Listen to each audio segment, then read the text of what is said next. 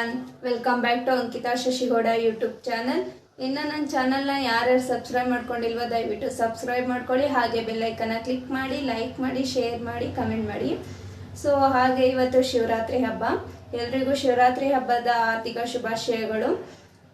ಇವತ್ತು ನಾನು ಶಿವರಾತ್ರಿಗೆ ಏನೇನು ಮಾಡಿದ್ದೀನಿ ಅನ್ನೋದ ಇಲ್ಲಾಗಲಿ ಹೇಳ್ತೀನಿ. ಹಾಗೆ ನಾನು ಇವತ್ತು ಶಿವನ ದೇವಸ್ಥಾನಕ್ಕೆ ಹೋಗ್ತಾ ಇದ್ದೀನಿ, ಅಲ್ಲೆಲ್ಲ ವ್ಲಾಗ್ನ ಮಾಡ್ತೀನಿ. ಸೊ ದಯವಿಟ್ಟು ನೋಡಿ, ಲೈಕ್ ಮಾಡಿ, ಶೇರ್ ಮಾಡಿ, ಕಮೆಂಟ್ ಮಾಡಿ. ಸೊ ನಾನಿವಾಗ ದೇವ್ರ ಮನೆ ಪಾತ್ರೆ ಎಲ್ಲನೂ ತೊಳೆದು ಹಾಗೆ ದೇವ್ರ ಮನೆ ಎಲ್ಲನೂ ಒರೆಸಿ ರೆಡಿ ಮಾಡಿದ್ದೆ. ದೇವ್ರ ಫೋಟೋ ಒಂದು ಒರೆಸಿರ್ಲಿಲ್ಲ. ದೇವ್ರ ಫೋಟೋ ಯಾಕೆ ಒರೆಸಿರ್ಲಿಲ್ಲ ಅಂದರೆ ಸ್ನಾನ ಮಾಡಿ ಒರೆಸಿದ್ರಾಗುತ್ತೆ ಅಂತ ದೇವ್ರ ಫೋಟೋ ಒರೆಸಿರ್ಲಿಲ್ಲ. ಸೊ ಇವಾಗ ದೇವ್ರ ಫೋಟೋ ಒರೆಸೋಣ ಅಂತ ಹೂವು ಹಣ್ಣು ಎಲ್ಲನೂ ಒಂದು ಸೈಡ್ ಎತ್ತಿಡ್ತಾ ಇದ್ದೆ. ಸೊ ಹಾಗೆ ಎತ್ತಿಟ್ಟಾದಮೇಲೆ ದೇವ್ರ ಫೋಟೋ ಎಲ್ಲನೂ ನೀಟಾಗಿ ಕ್ಲೀನ್ ಮಾಡ್ತಾಯಿದ್ದೆ. ಹಾಗೆ ಎಲ್ಲ ಹಬ್ಬದಲ್ಲೂ ಕ್ಲೀನಿಂಗ್ ಮಾಡಿಕೊಂಡು ಸ್ನಾನ ಮಾಡಿಕೊಂಡು ದೇವ್ರ ಮನೆ ಕೂಡ ಕ್ಲೀನ್ ಮಾಡಿಕೊಂಡು ಹಾಗೆ ದೇವರಿಗೆ ನೈವೇದ್ಯ ಅಲಂಕಾರ ಎಲ್ಲನೂ ಮಾಡಿ ಪೂಜೆ ಮಾಡಿದರೆ ಒಂಥರ ನೆಮ್ಮದಿ ಸಮಾಧಾನ ಆಗುತ್ತೆ. ಹಾಗೆ ಕೆಲವರು ಶಿವರಾತ್ರಿಗೆ ಉಪವಾಸ ಇದ್ದು ಜಾಗರಣೆ ಕೂಡ ಮಾಡ್ತಾರೆ. ಸೊ ನಾವು ಯಾವತ್ತೂ ಆ ಥರ ಮಾಡಿಲ್ಲ. ಹಾಗಾಗಿ ನಾನಿವತ್ತು ಮಾರ್ನಿಂಗೇ ಪೂಜೆ ಎಲ್ಲನೂ ಮುಗಿಸ್ಕೊಂಡು ಶಿವನ ದೇವಸ್ಥಾನಕ್ಕೆ ಹೋಗೋಣ ಅಂತ ಬೇಗನೆ ಪೂಜೆ ಮಾಡ್ತಾ ಇದ್ದೀನಿ. ಹಾಗೆ ನಾನು ಇಲ್ಲಿ ದೇವ್ರ ಫೋಟೋ ಎಲ್ಲನೂ ಒರೆಸಿ ನಾನು ಇಲ್ಲಿ ಬೊಟ್ಟಿಡ್ತಾ ಇದ್ದೀನಿ. ನಾನು ವಿಭೂತಿನ ಯೂಸ್ ಮಾಡ್ತೀನಿ ಹಾಗೆ ಅರಿಶಿನ ಕುಂಕುಮನೂ ಯೂಸ್ ಮಾಡ್ತೀನಿ. ಸೊ ಫಸ್ಟು ನಾನು ಇಲ್ಲಿ ವಿಭೂತಿನ ನೀರಲ್ಲಿ ಹಾಕಿ ಕಲಿಸ್ಕೊಂಡು ಆಮೇಲೆ ಬೊಟ್ಟಿಡ್ತಾ ಇದ್ದೀನಿ. ಇದನ್ನು ಇಟ್ಟಿದ ಮೇಲೆ ನಾನು ಕೆಂಪು ಕುಂಕುಮನ ಅದ್ರ ಮೇಲೆ ಇಡ್ತೀನಿ. ಹಾಗೆ ಕೆಂಪು ಕುಂಕುಮ ಇಟ್ಟಿದ್ರೆ ಫೋಟೋಗೆ ಅಂಟಲ್ಲ, ಹಾಗಾಗಿ ನಾನು ವಿಭೂತಿನ ನೀರಲ್ಲಿ ನೆನೆಸಿ ಕೆಂಪು ಕುಂಕುಮನ ಇಡ್ತೀನಿ. ನನಗೆ ಈ ವಿಭೂತಿ ಕೆಂಪು ಕುಂಕುಮ ಎಲ್ಲನೂ ಹಾಕಿದ ಮೇಲೆ ದೇವ್ರ ಫೋಟೋ ನೋಡೋಕ್ಕೆ ಒಂಥರ ಖುಷಿ. ಯಾಕೆ ಅಂದರೆ ತುಂಬಾ ಚೆನ್ನಾಗಿ ಕಾಣಿಸ್ತಾ ಇರುತ್ತೆ. ಹಾಗೆ ನಾನು ಕಳ್ಸೋಕ್ಕೂ ಕೂಡ ನಾನು ಇದನ್ನೇ ಸೇಮ್ ಇಡ್ತೀನಿ. ಹಾಗೆ ಕೆಲವರು ಹೇಳ್ತಾ ಇದ್ದೀರಾ ಲಾಗ್ ತುಂಬಾ ಚೆನ್ನಾಗಿ ಬರ್ತಾ ಇದೆ, ಇದು ಹಿಂಗೆ ಕಂಟಿನ್ಯೂ ಮಾಡಿ ಅಂತ. ಬಟ್ ಕೆಲವರು ಸ್ವಲ್ಪ ಹೇಳ್ತಾನೆ ಇದ್ದಾರೆ ಹಂಗೆ ಹಿಂಗೆ ಅಂತ. ಬಟ್ ಅದಕ್ಕೆಲ್ಲ ತಲೆ ಕೆಡಿಸ್ಕೊಂಡಿಲ್ಲ, ಇಗ್ನೋರ್ ಮಾಡಿ ನಾನು ಲಾಗ್ನ ಕಂಟಿನ್ಯೂ ಮಾಡ್ತಾಯಿದ್ದೀನಿ. ತುಂಬಾ ಸಪೋರ್ಟ್ ಮಾಡ್ತಾ ಇದ್ದೀರಾ ನನಗೆ ನೀವೆಲ್ಲ. ಸೊ ಆ ದೇವ್ರ ಆಶೀರ್ವಾದ, ನಿಮ್ಮೆಲ್ಲರ ಒಳ್ಳೆಯ ಆಶೀರ್ವಾದ ನನ್ನ ಮೇಲೆ ಯಾವಾಗಲೂ ಇರಲಿ. ಹಾಗೆ ನಿಮ್ಮ ಮನೇಲೂ ಕೂಡ ಹೇಗೆ ಶಿವರಾತ್ರಿನ ಸೆಲೆಬ್ರೇಟ್ ಮಾಡಿದ್ರಿ ಅಂತ ನನಗೆ ಕಮೆಂಟ್ ಸೆಕ್ಷನಲ್ಲಿ ಹೇಳಿ. ಸೊ ನಾನು ನೋಡಿ ಲೈಕ್ ಮಾಡ್ತೀನಿ. ಇವಾಗ ನಾನು ಫೋಟೋಗೆಲ್ಲ ನಾಮ ಇಕ್ಕಾಯಿತು. ಸೊ ಇವಾಗ ಕಳಶಕ್ಕೂ ಕೂಡ ನಾನು ಇವಾಗ ನಾಮನ ಇಕ್ತಾ ಇದ್ದೀನಿ. ಹಾಗೆ ನೀವು ದೇವ್ರ ಮನೆ ಪಾತ್ರೆ ತೊಳೆದಾಗ ಏನಾದರೂ ಕಪ್ಪು ಚುಕ್ಕಿ ಬಂದರೆ ದೇವ್ರ ಮನೆ ಪಾತ್ರೆ ಎಲ್ಲನೂ ತೊಳೆದಾದ್ಮೇಲೆ ವೈಟ್ ಕಾಟನ್ ಬಟ್ಟೆ ತಗೊಂಡು ಅದನ್ನು ನೀಟಾಗಿ ಒರೆಸಿ, ಆವಾಗ ಅದು ಕಪ್ಪು ಚುಕ್ಕಿ ಬರಲ್ಲ. ಒಂದು ವೀಕ್ ಆದರೂ ನಾವು ದೇವ್ರ ಮನೆ ಪಾತ್ರೆ ಇವಾಗ ತೊಳೆದಿರೋ ಥರನೇ ಇರುತ್ತೆ. ನಾನು ದೇವ್ರ ಮನೆ ಪಾತ್ರೆ ತೊಳೆದಾಗೆಲ್ಲ ಕೂಡ ನಾನು ಕಾಟನ್ ಬಟ್ಟೆಯಲ್ಲಿ ಒರೆಸ್ತೀನಿ. ಹಾಗಾಗಿ ನಮ್ಮನೆ ದೇವ್ರ ಪಾತ್ರೆ ಏನು ಕಪ್ಪು ಬರಲ್ಲ. ಸೊ ಇವಾಗ ಕಳಸಕ್ಕೂ ಕೂಡ ನೀಟಾಗಿ ನಾಮ ಎಲ್ಲನೂ ಇಕ್ಕಾಯಿತು. ನಾನು ಕಳಸಕ್ಕೆ ನಾಮ ಎಲ್ಲ ಇಟ್ಟಿದ ಮೇಲೆ ನನಗೆ ಖುಷಿ ಫೀಲ್ ಆಗ್ತಾಯಿತ್ತು. ಯಾಕೆ ಅಂದರೆ ನನಗೆ ಯಾವಾಗಲೂ ಅದೇ ಫೀಲ್ ಆಗುತ್ತೆ. ಕಳಸಕ್ಕೆ ವಿಭೂತಿ ಇಟ್ಟಾಗ ನೋಡೋಕ್ಕೆ ತುಂಬಾ ಚೆನ್ನಾಗಿ ಕಾಣಿಸ್ತಾ ಇರುತ್ತೆ. ಅದಕ್ಕೆ ಇನ್ನೂ ಹೂವು ಎಲ್ಲನೂ ಮಾಡಿಸಿ ನೀಟಾಗಿ ರೆಡಿ ಮಾಡಿದರೆ ಇನ್ನೂ ಚೆನ್ನಾಗಿ ಕಾಣಿಸ್ತಾ ಇರುತ್ತೆ. ಹಾಗಾಗಿ ನನಗೆ ಖುಷಿ ಆಗ್ತಾ ಇರುತ್ತೆ. ಸೊ ಇವಾಗ ಕಳಸ ಕೂಡ ರೆಡಿ ಆಯಿತು. ಅದಕ್ಕೆ ಎಲೆ ಮತ್ತು ಹೂವನ್ನ ಮಡಿಸ್ಬೇಕು. ಸೊ ನೆಕ್ಸ್ಟ್ ಇವಾಗ ದೀಪಕ್ಕೂ ಕೂಡ ನಾನು ನಾಮನ ಹಾಕ್ತಾಯಿದ್ದೀನಿ.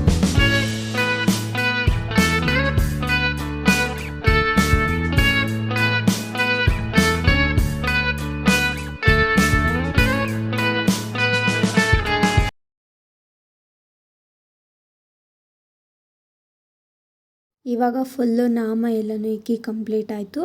ಇವಾಗ ಕಳಸಕ್ಕೆ ಎಲೆ ಹಾಕಿ ಮತ್ತು ಹೂವು ಮಡಿಸೋಣ ಅಂತ ಎಲೆ ಮತ್ತು ಹೂವನ್ನ ತೊಗೊತಾ ಇದ್ದೆ.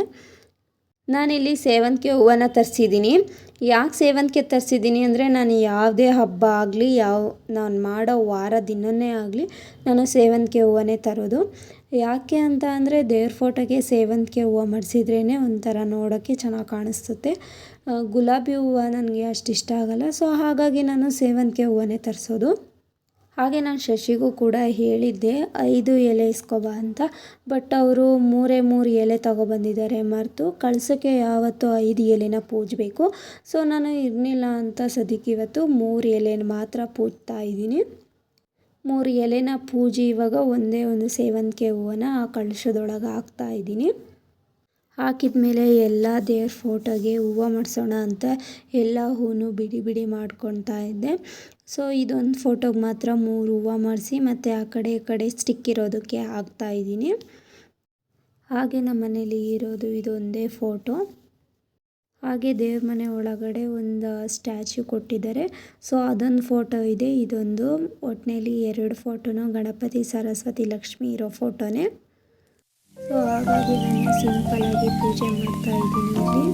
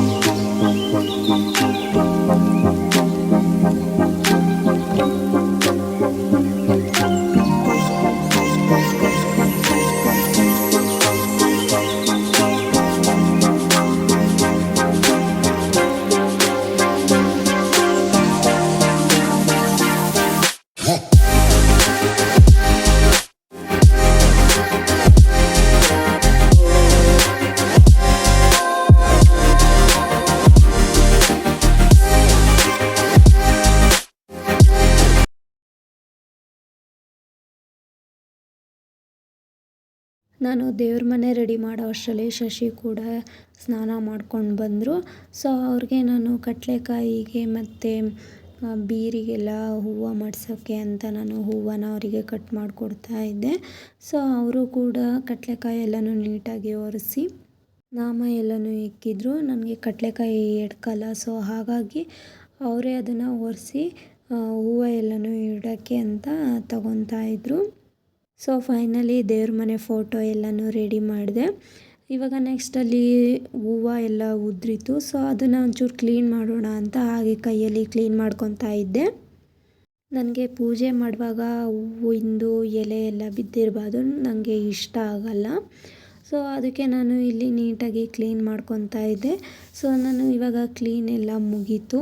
ನೋಡಿ ಇವಾಗ ದೇವ್ರ ಮನೆ ಈ ಥರ ಸಿಂಪಲ್ಲಾಗಿ ರೆಡಿ ಮಾಡಿದ್ದೀನಿ. ನಾನು ಸಿಂಪಲ್ಲಾಗಿ ರೆಡಿ ಮಾಡಿದ್ರೂ ನನಗೆ ನಮ್ಮ ಮನೆ ದೇವ್ರ ಮನೆ ನೋಡೋಕ್ಕೆ ತುಂಬಾ ಇಷ್ಟ ಆಗುತ್ತೆ. ಹಾಗೆ ದೇವ್ರ ದೀಪ ಎಲ್ಲನೂ ರೆಡಿ ಮಾಡೋಣ ಅಂತ ಬಂದೆ. ಹಾಗೆ ಶಶಿ ಅವರು ಕೂಡ ಕಡಲೆಕಾಯಿಗೆ ನಾಮ ಇಟ್ಟೋದಕ್ಕೆ ನಾಮ ಎಲ್ಲನೂ ತಗೊಂಡು ಹೋಗಿದ್ರು.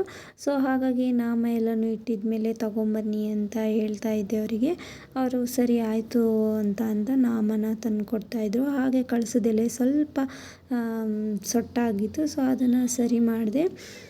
ನೆಕ್ಸ್ಟ್ ಇವಾಗ ಶಶಿ ಅವರು ಸರಿ ಆಯಿತು ನಾಮ ಎಲ್ಲನೂ ಇಕ್ಕಿ ತಗೋ ಅಂತ ತಗೊಬಂದು ಕೊಟ್ಟರು. ಸೊ ನಾನಿವಾಗ ಅರಿಶಿನ ಕುಂಕುಮ ಎಲ್ಲನೂ ಇಡ್ತಾ ಇದ್ದೆ.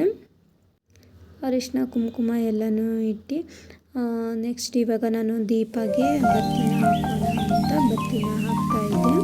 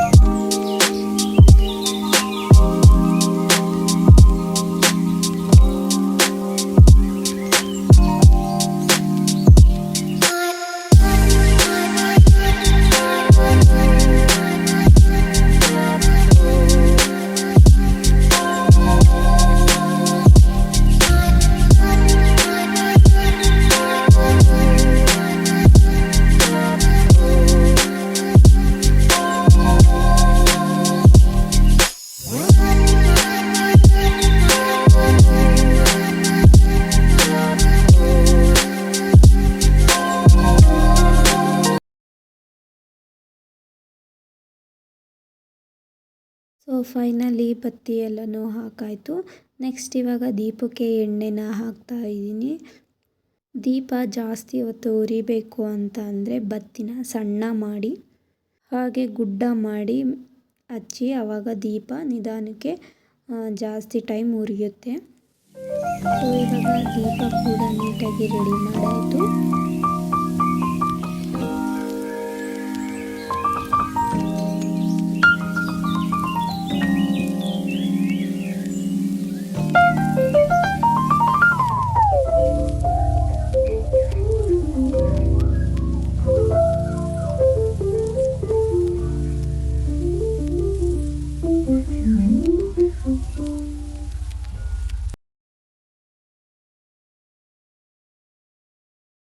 ಹಾಗೆ ತಂದಿದ್ದ ಬಾಳೆಹಣ್ಣು ಕೂಡ ತೆಗೆದು ಇಡ್ತಾ ಇದ್ದೆ.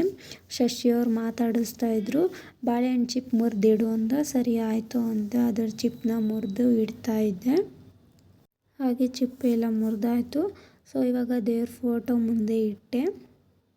ಹಾಗೆ ಈಗ ಬೇಸಿಗೆ ಟೈಮ್ ಅಲ್ವಾ, ತೆಂಗಿನಕಾಯಿ ಅದು ಹೋಳಾಗೇ ಇರುತ್ತೆ. ಸೊ ಹಾಗಾಗಿ ನಮ್ಮದು ಸ್ವಲ್ಪ ಬಿರುಕು ಬಿಟ್ಟಂಗಾಗಿತ್ತು, ಸ್ವಲ್ಪ ಬೇಜಾರಾಗ್ತಿತ್ತು. ಯಾಕೆ ಅಂತ ಅಂದರೆ ದೇವ್ರ ಪೂಜೆಗೆ ಬಿರುಕು ಬಿಟ್ಟಿರೋ ಕಾಯಿ ಹೊಡಿಬಾರ್ದು, ಸ್ವಲ್ಪ ಚೂರು ಬಿರುಕು ಬಿಟ್ಟಂಗಾಗಿತ್ತು. ಅದಕ್ಕೆ ಸ್ವಲ್ಪ ಬೇಜಾರಾಗ್ತಿತ್ತು. ಆದರೂ ದೇವರೇ ನೋಡ್ಕೊಳ್ಳಿ ಅಂತ ದೀಪನ ಹಚ್ತಾ ಇದ್ದೀನಿ ಇವಾಗ. ಸೊ ದೀಪ ಎಲ್ಲನೂ ಹಚ್ಚಿದ ಮೇಲೆ ಒಂಥರ ಖುಷಿ, ನೆಮ್ಮದಿ, ಶಾಂತಿ, ಸಮಾಧಾನ ಎಲ್ಲ ಸಿಕ್ತಂಗಾಗುತ್ತೆ. ಸೊ ಹಾಗಾಗಿ ದೀಪ ಎಲ್ಲನೂ ಹಚ್ಚಿದ ಮೇಲೆ ನಾನಿವಾಗ ನೆಕ್ಸ್ಟು ನಾನು ನೋಡಿದೆ ಒಂದ್ಸಲ ಹೇಗೆ ಕಾಣಿಸುತ್ತೆ ಅಂತ. ದೂರದಿಂದ ನೋಡಿ ಈ ಥರ ಕಾಣಿಸ್ತಾ ಇದೆ. ನನಗೆ ತುಂಬಾ ಖುಷಿ ಆಗ್ತಾಯಿತ್ತು. ಸೊ ನೆಕ್ಸ್ಟ್ ಇವಾಗ ನಾನು ನೈವೇದ್ಯಕ್ಕೆ ಅಂತ ಕಡಲೆಕಾಳು ಉಸ್ಲಿ ಮತ್ತು ಶಾವಿಗೆ ಪಾಯಸನ ಮಾಡಿದ್ದೆ. ಸೊ ಅದನ್ನು ಇವಾಗ ದೇವ್ರ ಮನೆಗೆ ಇಟ್ಟು ತೆಂಗಿನಕಾಯಿನ ಒಡೆಯೋಣ ಅಂತ ತೆಂಗಿನಕಾಯಿನ ಒಡಿತಾ ಇದ್ದೆ. ಫೈನಲಿ ತೆಂಗಿನಕಾಯಿನ ಒಡೆದು ದೇವ್ರ ಫೋಟೋ ಮುಂದೆ ಇಡ್ತೆ.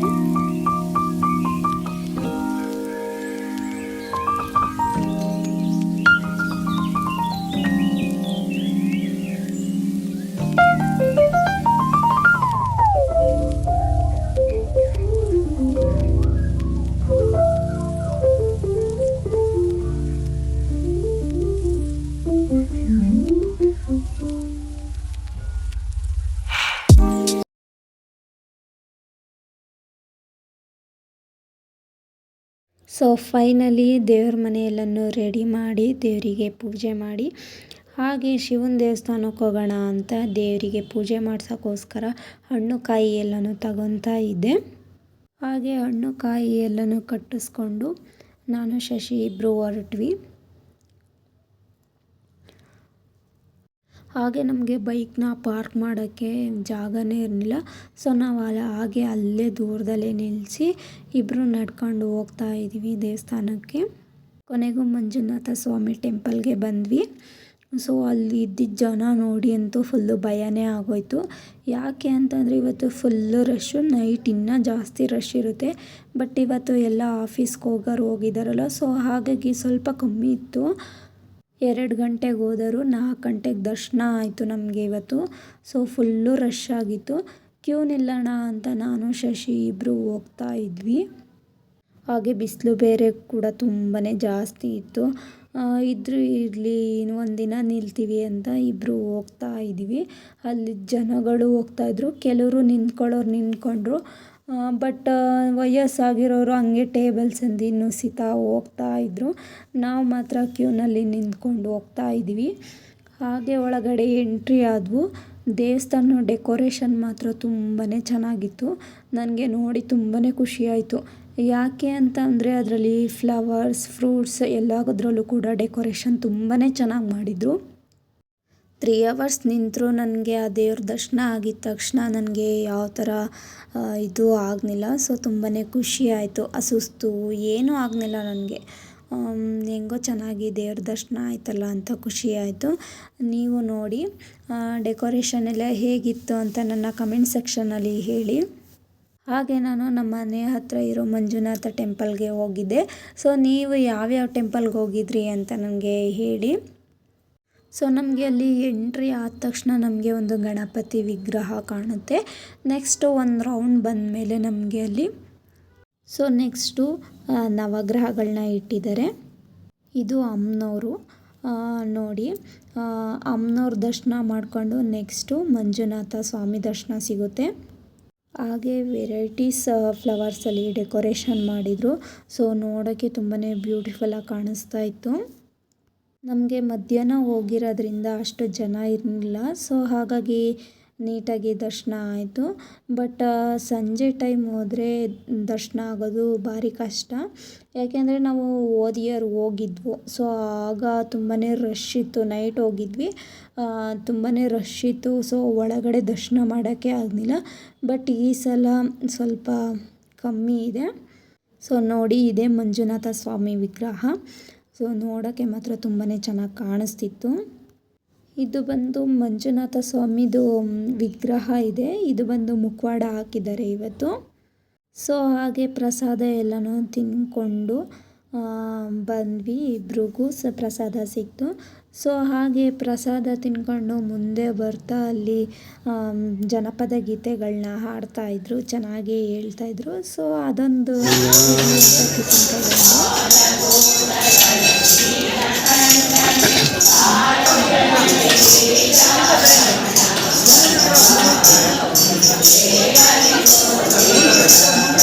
ಹಾಗೆ ನೈಟ್ಗೆ ಇಲ್ಲಿ ಡ್ಯಾನ್ಸ್ಗೆ ಅರೇಂಜ್ಮೆಂಟ್ ಮಾಡೋಕ್ಕೆ ಮಕ್ಕಳನ್ನೆಲ್ಲ ರೆಡಿ ಮಾಡಿದರು. ಅದನ್ನು ಒಂದು ಕ್ಲಿಪ್ಪಿಗೆ ತಗೊಂಡೆ. ಇವಾಗ ನೆಕ್ಸ್ಟ್ ಮನೆಗೆ ಹೊರಡೋಣ ಅಂತ ನಾನು ಶಶಿ ಇಬ್ಬರು ಹೊರಟ್ವಿ.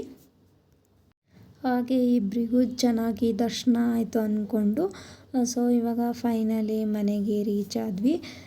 ಬೆಳಗ್ಗೆಯಿಂದ ಏನೂ ತಿಂದಿರಲಿಲ್ಲ. ಹಬ್ಬದ ಊಟ ಇವತ್ತು ಬಂದು ಉಪ್ಪಿಟ್ಟು ಮತ್ತು ಕಡಲೆಕಾಳು ಶಾವಿಗೆ ಪಾಯಸನ ಮಾಡಿದೆ. ದೇವಸ್ಥಾನಕ್ಕೆ ಹೋಗಿ ಬಂದೆ. ದೇವಸ್ಥಾನ ಡೆಕೋರೇಷನ್ ಎಲ್ಲ ತುಂಬಾ ಚೆನ್ನಾಗಿ ಮಾಡಿದರು. ಫೈನಲಿ ಚೆನ್ನಾಗಿ ದರ್ಶನ ಕೂಡ ಆಯಿತು.